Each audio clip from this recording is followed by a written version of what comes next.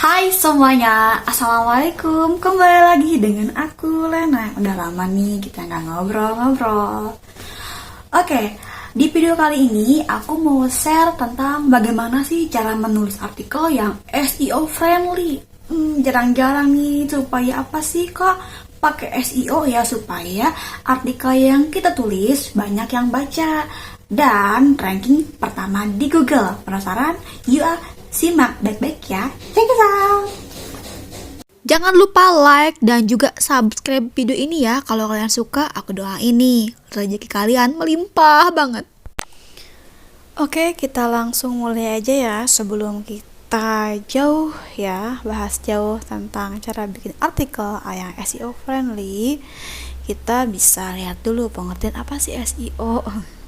SEO itu ternyata adalah optimisasi mesin pencari ya, search engine optimization ya, serangkaian proses yang dilakukan secara sistematis yang tujuannya untuk meningkatkan volume dan kualitas traffic suatu website. Jadi kalau misalkan kamu bikin artikel yang sesuai SEO, itu pasti bakalan mudah dicari orang, bakalan mudah dibaca orang, dan mungkin ranking 1, 2, atau 3 Google, pokoknya ranking teratasnya. Ini tuh kayak websitenya Glint, Mega Hoster, ini yang paling atas. Ini tuh SEO-nya bagus ya, gitu. Tapi pakai apa sih kak kalau misalkan aku mau bikin artikel yang SEO friendly? Nah, kalau misalkan kamu bikin punya website nih ya, jadi kamu memutuskan ingin belajar yang bener-bener SEO, bikin website,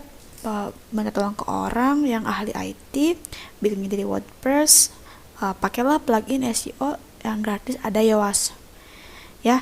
Kalian bisa cantumin plugin SEO Yoast yang kayak gini ya, ini gratis ya, meskipun ada yang berbayar ya, tapi pakai yang gratis aja kok, alhamdulillah lumayan untuk belajar. Nah, pakai itu. Tapi sebelum bikin artikel, pasti kamu pengen dong supaya cepet banyak yang baca gitu ya, banyak orang cari. Kamu tentu bikin topik konten yang relevan. Kamu bisa cari mana? Di Google Trends. Tinggal klik Google Trends ya. Google Trends. Nah, di sini kamu bisa cari apa sih yang sedang tren hari ini. Nah, kebetulan di sini tuh trendingnya masih perihal bola ya. Ada juga tentang konser lawan Seven, kemudian apalagi di sini banyak ya, Kiki Saputri. Ya, kamu bisa bikin artikel perihal ini.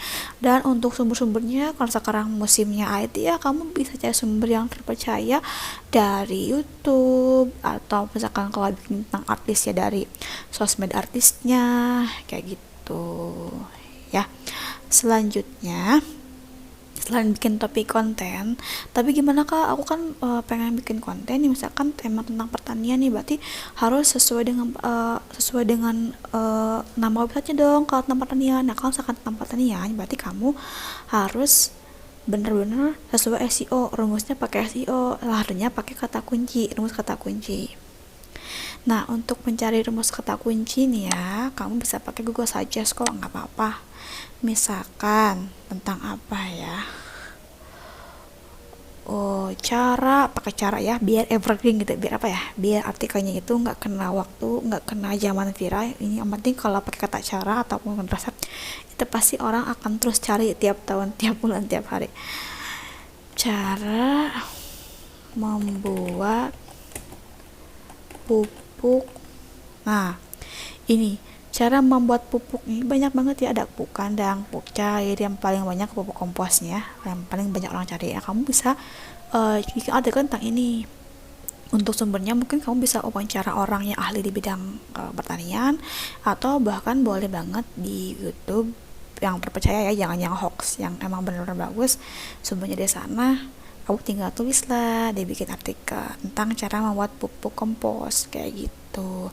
Tapi jangan lupa, meskipun pakai SEO, judulnya harus menarik, harus eye catching, dan mengundang orang pengen baca artikel kamu.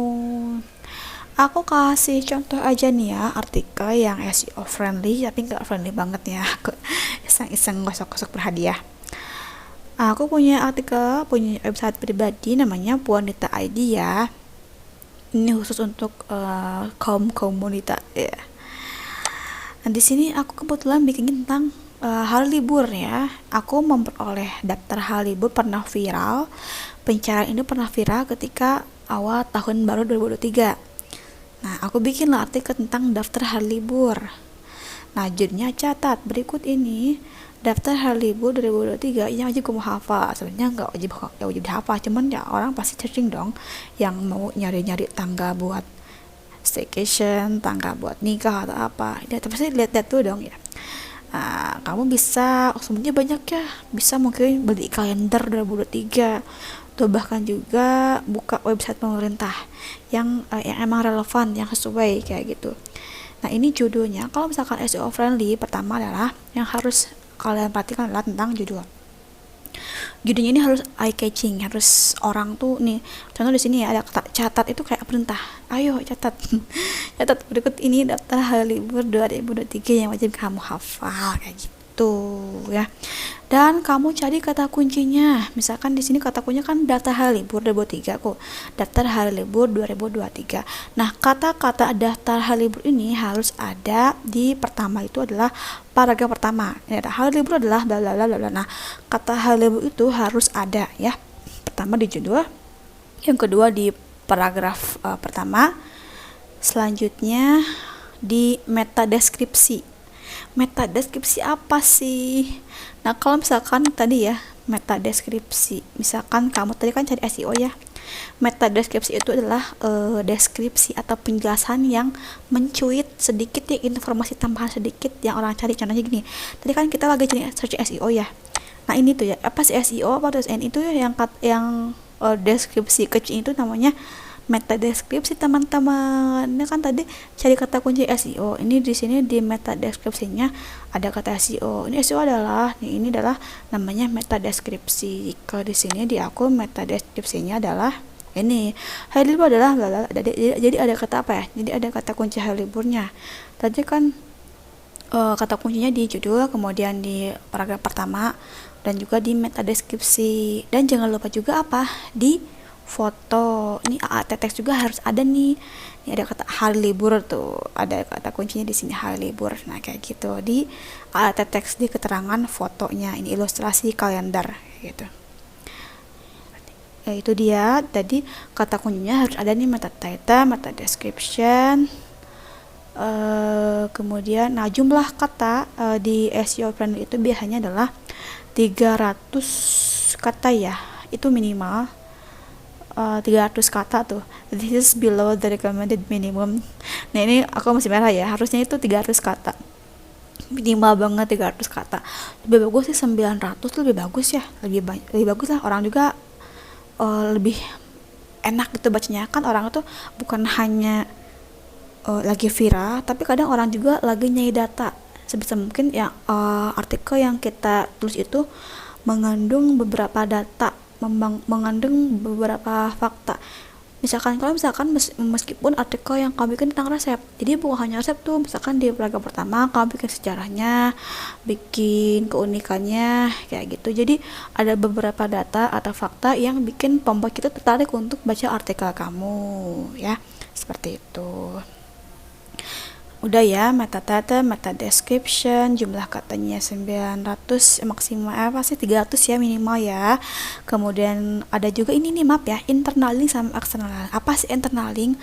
Kalau misalkan kamu itu kan kita kalau ngirim artikel ke web, misalkan mau ke satu IDN Times, itu kan kita nggak bisa menyentuhin internal link, external linknya itu pasti ada pihak SEO spesialisnya atau editornya yang bikin nyentuhin link, entah itu link internal link, link website IDN-nya ataupun external link di luar IDN Times-nya.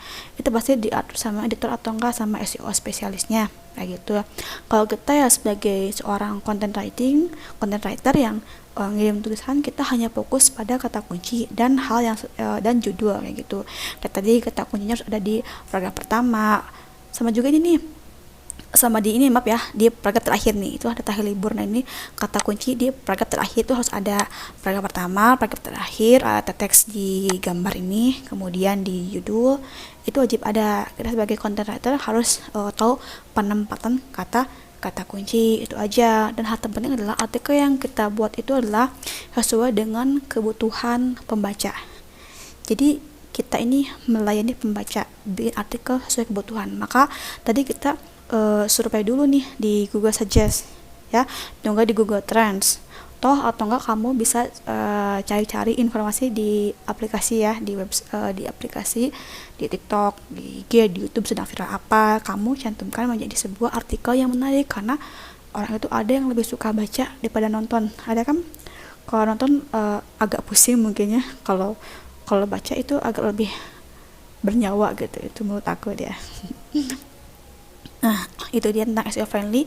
Internal link, contoh di sini aku pakai internal linknya di sini, catat. Gimana cara pakai internal link? Gampang sih.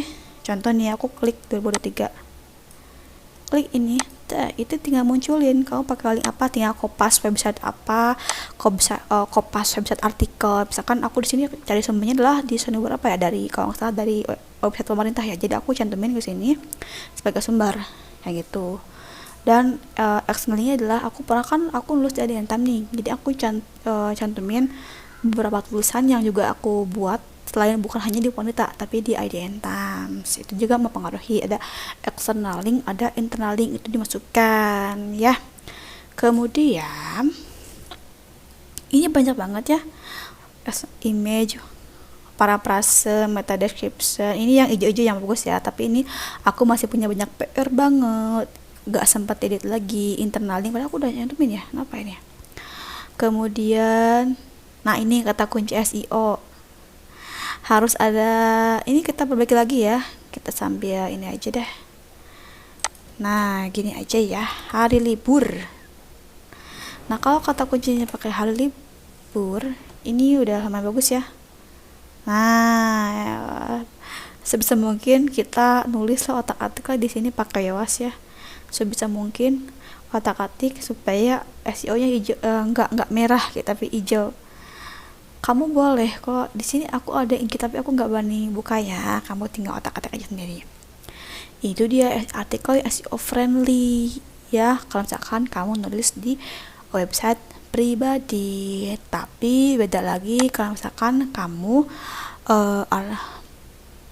itu ngirim artikel ke salah satu platform, otomatis kamu itu harus menuangkan artikel yang emang sesuai kebutuhan, yang sesuai dengan kata kunci di Google, yang bagusnya apa kayak gitu ya. Yang penting sih kalau misalkan tukang kirim-kirim artikel mah yaitu gaya bahasa kamu. Kalau misalkan kamu itu kan suka ngirim artikel nih, kan ada orang yang suka bacanya pendek ya, ada orang yang suka bacanya panjang.